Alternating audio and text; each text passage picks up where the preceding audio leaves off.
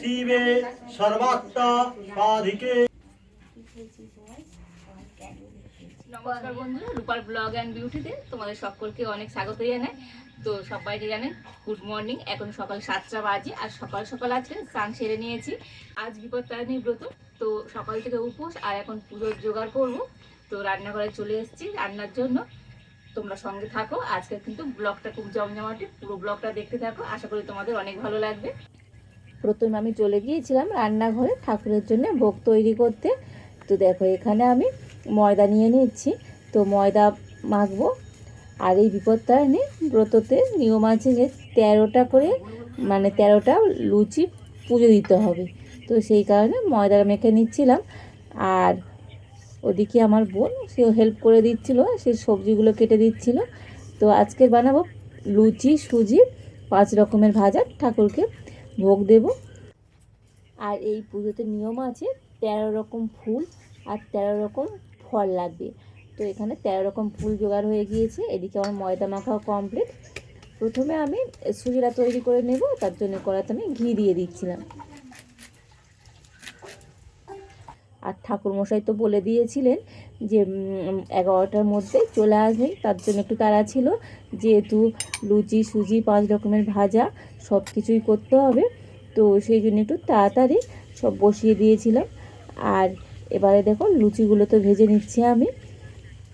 আর লুচিগুলো কত সুন্দরভাবে ফুলে যাচ্ছে, দেখুন একেবারে গোল গোল বলের মতো। তো সুজিটা তৈরি করে এবারে লুচিগুলো ভেজে নিয়ে তারপর আমি 5 রকমের ভাজা করব।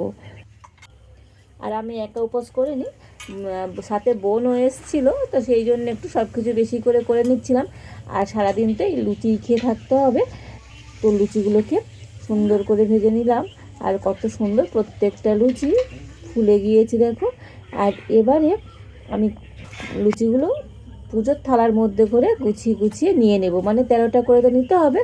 তো সেই রকম 13টা করে গুনে গুনে নিয়ে নিচ্ছিলাম। আর এদিকে ভাজার সবজিগুলো বোন আগে থেকে কেটে আর সবজিগুলোর মধ্যে হলুদ আর লবণ মিশিয়ে রেখে দিয়েছিল, ভাজতে সুবিধা হবে। সুজি লুচি তৈরি করা হয়ে গিয়েছে। আর এবারে 5 রকম ভাজা করে নেব।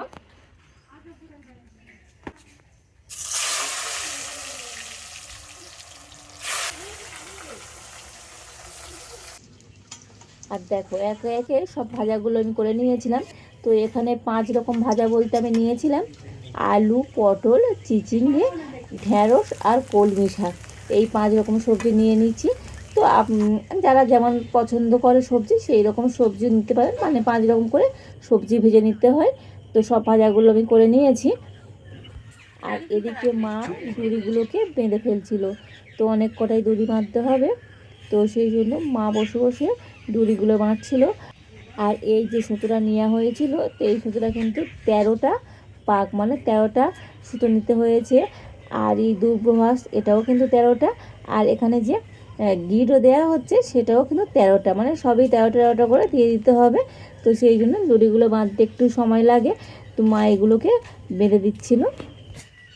আর এখানে যে 13 রকম ফুল লাগে, তো সেই 13 রকম ফুল মা আগে থেকে সব জোগাড় করে নিয়ে চলে এসছে।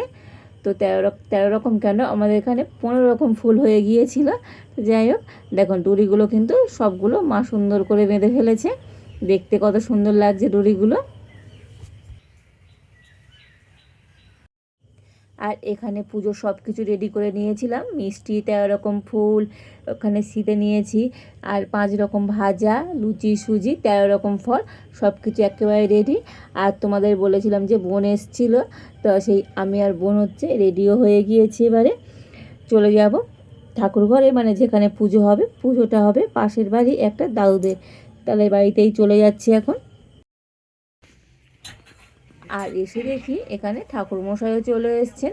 আর দেখো দাদুদের ঠাকুরঘরটা কতটা সুন্দর, একটু বড় মতো, মানে খুব সুন্দর সাজানো গোছানো আছে। তো ঠাকুরমশাই এসে আগে থেকে সব কিছু মানে রেডি করে নিচ্ছিল, ফুল টুল সব জোগাড় করে নিচ্ছিল। তো আমরা বারান্দার মধ্যে বসেই ছিলাম। আর ঠাকুরমশাই এদিকে বলছিল যে কজন আমরা উপোস করেছি। তো বেশি জন নয়, এখানে আমরা তো 5 জন উপোস করেছিলাম। আর সবাই চলে এসছে, তার মধ্যে এসছে আমার সেই পুচকি ভাইটা। তো একে যারা রূপার রন্ধনশালা প্রতিদিন দেখে তো সেখানে ভাইটাকে দেখতে পাবে। তো দেখো সবাই চলে এসছে, সবাই কিন্তু সুন্দর করে বসে পড়ছিলাম, মানে ঠাকুরমশাই বলে দিল যে মানে বসতে এক জায়গায়। তো আর ভাইটা এত উৎপাত করছে, তো এক জায়গায় বসতে চাইছিল না, খালি এদিক ওদিক যাচ্ছে। আর এদিকে ঠাকুরমশাইও পুজো আরম্ভ করে দিয়েছে। আর তারপর এদিকে ঠাকুরমশাই বলে দিলেন যে অঞ্জলি দেওয়ার জন্য রেডি হতে। সর্বাত্মা সাধিকে শরণ্যে ত্র্যম্বকে গৌরী নারায়ণী নমস্তুতে সৃষ্টিস্থিতি বিনাশন্নং শক্তিভূতে সনাতনী গুণাশ্রয়ে গুণাময়ী নারায়ণী নমস্তুতে। নমো মঙ্গলং ভৈরবকালী মঙ্গলং সিংহবাহিনী মঙ্গলং ত্রিপুরাতারা মঙ্গলং মঙ্গলে নমো বিপৎনাশিনী দুর্গে দেব্যৈ নমো নমঃ।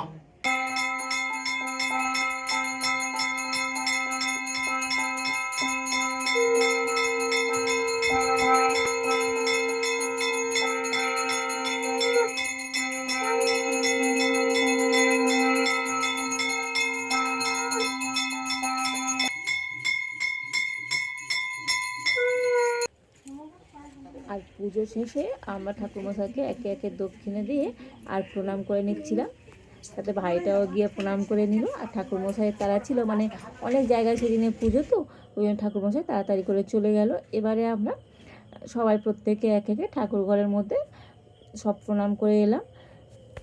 আর ঠাকুরমশাই তো সুন্দর করে পুজো করলেন, মানে পুজোটা খুবই সুন্দরভাবে শেষ হলো। আর তারপরে দেখো সবাই একে একে প্রণাম করছে, দেখে ভাইটাও প্রণাম করলো, মানে ওকে শুয়ে পড়ে একেবারে প্রণাম করে নিল। আর তারপরে আমরা প্রত্যেকে একে অপরের হাতে ডুরিগুলো বেঁধে দিচ্ছিলাম। তো বোন আমার ডুরিটা বেঁধে দিল, আমি আবার বোনের ডুরিটাও বেঁধে দিলাম। পুজো তো কমপ্লিট হয়ে গিয়েছে, আর দুই বোনে এখন ডুরি পরে নিয়েছি। তো এই ডুরি বেঁধে তারপরে প্রসাদ নিয়ে বাড়ি ফিরলাম। আর বাড়িতে ফিরে তো বসে গেছি খেতে। তো এবারে উপোস করেছিলাম, এবারে খেতে হবে। আর বলেও ছিলাম যে আজকে এই লুচি যা তরকারি করেছি এগুলোই খাওয়া, কোনো রকম অন্য কিছুই খেতে নেই। তো আমরা এবারে খেতে বসে পড়েছি। আর এদিকে আমি খাচ্ছি, এদিকে বোন বলছিল যে কেমন হয়েছে রান্না, ভালো হয়েছে কি না। আমি বলি আমি রান্না করেছি, আমি কি বলবো, তুই খেয়ে বল কেমন হয়েছে। তো সারাদিন উপোস করেছিলাম, এবার পুজো হয়ে গেছে, খাওয়া দাওয়া করি। তো আজকের ব্লগটা এই পর্যন্ত। আজকের এই পুজোর ব্লগটা তোমাদের কেমন লাগলো অবশ্যই কমেন্ট করে জানাবে। আজ এই পর্যন্ত, আবার দেখা হচ্ছে নতুন কোনো একটা ভিডিও নিয়ে।